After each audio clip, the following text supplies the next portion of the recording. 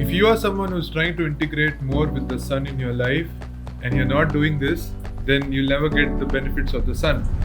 Watch this video till the end if you want to integrate well with the sun. I hope my teachers are not listening to this. This is how I brought up myself. Even my parents don't know where I was hanging out. My testosterone levels are high. Charges up your brain. It charges the left hemisphere and the right hemisphere of the brain. I never got sick. Andathil irukkiru, pindathil iruppan means what's out there in the universe is what's in the body.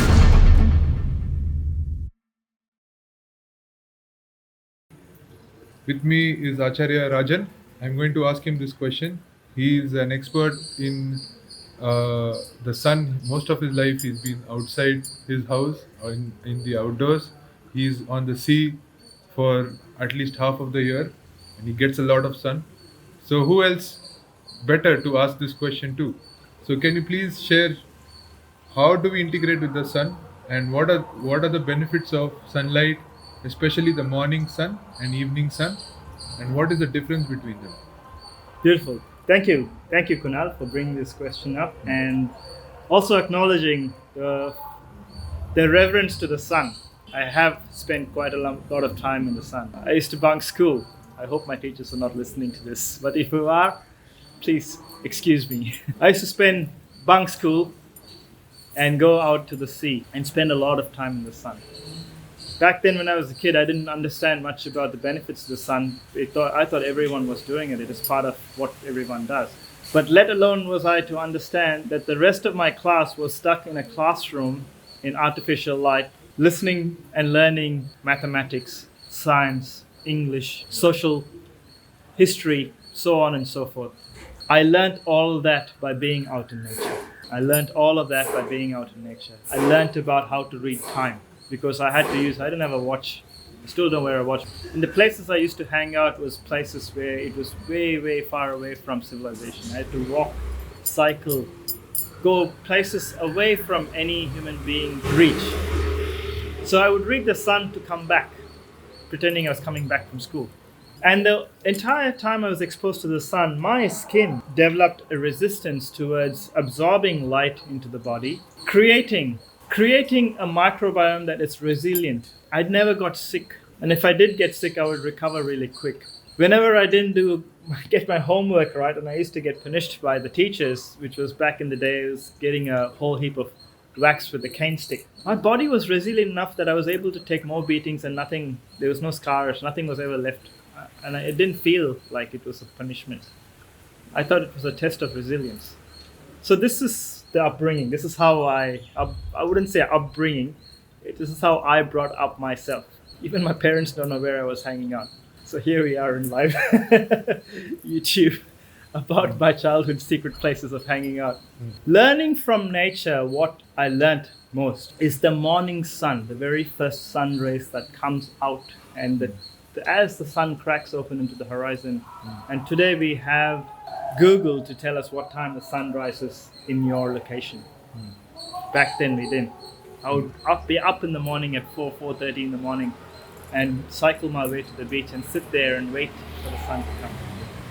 The morning sun, when you take the morning sun through your eyes, your retina in the back of your head gets activated, charges up your brain. It charges the left hemisphere and the right hemisphere of the brain, creating a surge of energy for the rest of the body through your neurosystem. It increases your vitality, it increases your vira, it increases the magic portions of your health.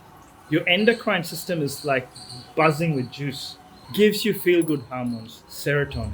Heals your digestive system. Whatever you had eaten the previous day, even if you ate junk, is able to break it down and kill the parasites and reset your gut for a new day. So much secrets in the morning sun. If you're into yogic practices or any spiritual practices, if you're into mantra chanting or if you're into pranayama or meditation, any of these things, all of these things, remember, are not separate. They are all integrated with each other. And when you perform and practice that to the sun, which is the practice I do now at sea, every morning I wake up, I go straight out to the sea, out to the back deck, And I stare, gaze at the sun, waiting for the sunrise, and I'm doing my practices. I'm singing, I'm chanting, and I'm holding my mudras. I'm in grace towards the sun to give me that day of beauty, give me that day the blessing of grace. And while I'm doing all of this as my spiritual practice, in the physical body, logically what's happening is it's creating a microbiome that's resilient. That kid who built a microbiome that's resilient, who's able to take in punishments without getting affected or bothered by it, as an adult being, it's able to build a resilient body where it is ready for any challenge, any problem to solve for the day. My testosterone levels are high. My eyesight, I have never had an eye problem. Every single time I have to do a medical to go to see, my eyes, I can read the finest characters from a farthest distance. Not just that, your third eye, your vision, your conscious eye opens up to see deeper truth that you can't see with your physical eyes. There's a lot of magic in the sun. I can keep talking about this. This is all with the morning sun, right? This is all about the morning sun. Your question was about what's the difference between the morning sun and the evening sun. Correct. So the morning sun builds melatonin through the body. It creates melatonin throughout the day. Not just the morning sun, it opens up. It's like turning your light on for the day, and it opens up the body to start working its magic for the day. And throughout the day, your body is building melatonin. The sunset, the sun that is setting, when you stare into. So I go back in the evening and I sit there and I'm praying to the sun. I'm doing my evening practices, the evening sadhana towards the sun. Whatever it is, whether it's singing the Gayatri Mantra or just chanting Om, or not saying anything and just looking at the beauty of the sunset. The evening sun is telling the body, it's communicating, the universe is communicating through the sunset to your body to give your consciousness a chance to heal your body completely, holistically. The melatonin that has been absorbed throughout the day, the vitamin D3 that's been collected throughout the day, the evening sun triggers it to get absorbed by the body. Cultivation is one, and absorption is another process. So D3 gets absorbed by the body at night. The magnesium that you cultivated through the body gets absorbed at night. The melatonin that you cultivated throughout the day gets absorbed at night. So your sleep is a restful sleep. Your neurology through the retina of your eye sends a signal to your brain saying that it is healing time. The day is come to a close, which means your circadian rhythm is in tune with the planet's circadian rhythm, with the cosmic circadian rhythm of the location of where you are. The body goes into rest. Just like everything else in the planet is healing in the moonlight, your body goes into rest to heal. With all of the energy, all of the vitamins, and all of the nutrition and nourishment it's absorbed through the day. And that is why it is important to focus on the morning sun and the evening sun. Talking about the evening sun, a lot of people in the evening are putting artificial sun in their house. Suns, not one sun, many different suns. LED bulbs, TV screens, mobile screens. And even if it's not, the sun is not just a visible light, right? It's also all the cosmic radiation like radio frequencies and microwaves and Wi-Fi boosters and Wi-Fi is there. Mobile signals, 5G. Towers. Yeah. Electrical lines, which also emit power lines, power grids, not just under as well. the ground, yeah. So it's all giving us this artificial stimulus of some kind of artificial energy. Artificial energy. Confusing the circadian rhythm, the natural rhythm of the body. It's confusing it. So what's happening when? Think about this. We are walking down the street. We don't know where we are going. And when we drop into that confused state, what is actually happening in your body? Stress builds in the body. There is no healing when there is confusion. There is no healing when there is stress building in your body. There is dis-ease. There is disease in your mind. There is dis-ease in your mind, which causes disease in the body. If you want to repair, Kunal, there's a brilliant point that you brought up about artificial EMFs, radiation. We'll do more work on this over the next few days about bringing more knowledge out about what is EMF and how we can, what are the different places to look for all of that sort of to understand better about our world, the modern world, how we are living and how we should protect ourselves.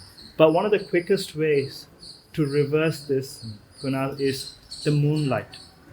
Through the day when you absorb the sunlight, and if you're a person who works in IT, or if you're working with radiation, or you're working in a telephone tower, or any of these places that you're living close to a telephone tower, expose yourself to the moonlight. As the waxing and the waning of the moon comes through, so does the body go through that moon phase.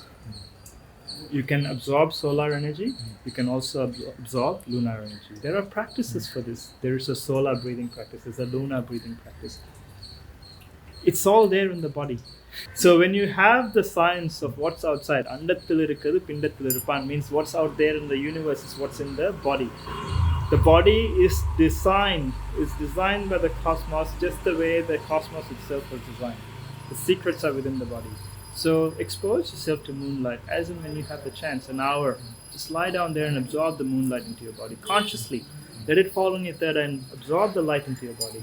That's one of the fastest way to repair. Another way to repair is expose yourself to being on ground, barefoot on the ground, at least an hour or two a day. If you spend a solid 5 to 8 hours working with technology and exposed to artificial EMF, artificial lights, radiation, spend at least half of that time. So if you're spending 8 hours a day working for radiation, at least spend half of that time in nature a day.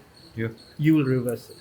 I want to bring up a point here, Acharya, that many people are doing this, walking barefoot and applying these solutions, but they are not being aware of what it is doing, and they're not able to be present in their senses to sense this subtle world of radiation, especially the artificial world. And I can't emphasize on how important it is to rely on our senses and not on what people are saying, because these are sciences that are not well developed at this moment. If you look at it, a lot of scientists will say it's all junk. There's no Real evidence. Yeah. And a lot of the compliances that are being passed are safe. Yeah. So I mean, if you look at the research of how it all came about, it will tell you how our environment has changed over the last 100 years since the invention of electricity, and how we are just, as a species, we are getting number to these frequencies around us, and how but we still can use nature and we can use our body as the universe itself to become sensitive to this. And then once you're sensitive, then we know what's the right thing to do, what's the wrong thing to do. Powerful. There's powerful knowledge right there. What Kunal is trying to say is, if you're worried about the radiation outside, 5G tower and your Wi-Fi booster and your phone and your laptop, this body, this device, we are radiating energy. That's why you need a practice like this, because it radiates energy. It creates an aura which is a powerful electromagnetic energy. So you are radiating energy. When you are radiating energy, that Wi-Fi signal will bounce off your energy. Yep. You create immunity. That's why we train. Nature is integrated in our practice. Ancient arts is integrated into the body. Grace flows through. What other greater barrier could you have? There is so much gadgets out there. Well, wear this locket, or put this shungite sticker on your phone, or wear it on your... Build a bunker under the ground and hide for 5-10 years, don't come out. That's what people are doing. You don't need to hide. You need to be a warrior. You need to come out and face what you're dealing with, learn about it, understand, acknowledge, and prepare. That's all we need to do. The war is not outside, my friends. My brothers and sisters, the war is not outside. The war is happening within. It's happening it's a biological war. The frequencies are biological. It's affecting the biology of the body. But you can reverse that just by having the intelligence, tapping into the intelligence of the body. Hence, we invite you. Natural and warrior, not artificial and hiding, victim. Natural and warrior, not artificial victim. Okay. So that's my takeaway from this. Thank you for sharing. If you feel like you can qualify yourself into being a warrior, spending time in nature, doing these practices, and becoming more conscious as a human being to bounce off the artificial energies in this planet, then I invite you to check out our pages. The links are shared if you're watching on YouTube in the description below. If you're watching on Instagram, it's there in our bio. Check it out if you are someone curious and are willing to turn that curiosity into commitment. Then I invite you to check this out. Thank you for watching. See you again. Jai Om Shri Namah Ram. Shivaya. Om Namah Shivaya. I've been working day and night, hail or storm, rain or cold, sun or no sun. I've been working 4 years every single day, showing up to myself, just to know that if this body can prove it, so can anyone. Yoga Nidra, Yoga Nidra, Yoga Nidra.